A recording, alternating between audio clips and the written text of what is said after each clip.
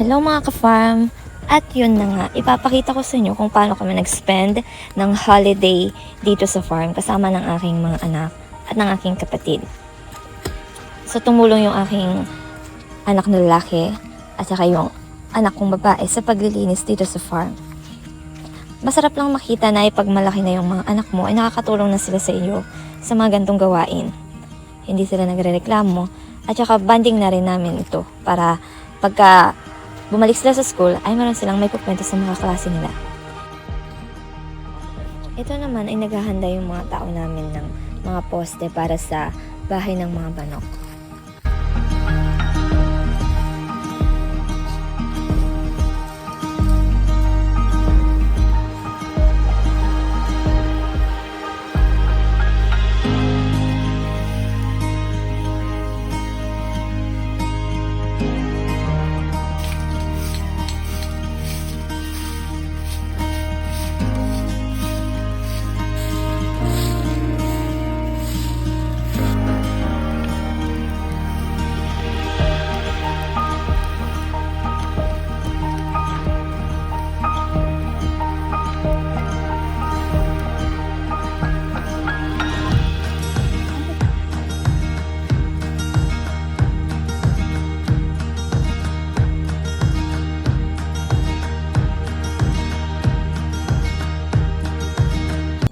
At dahil nga poultry farm ito, ang marami dito ay chickens and egg.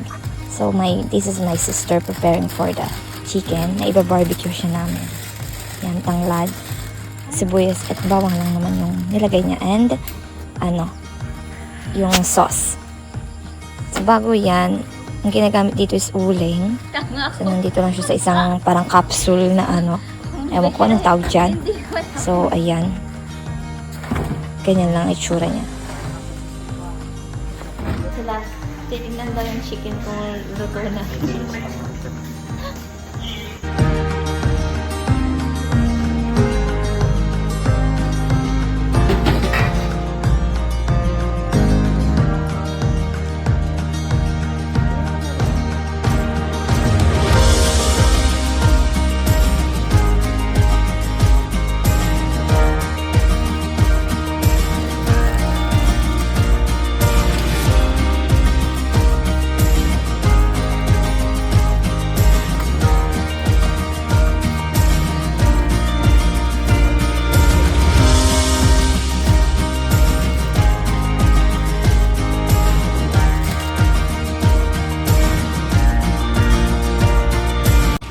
So, ito yung two kinds ng chicken.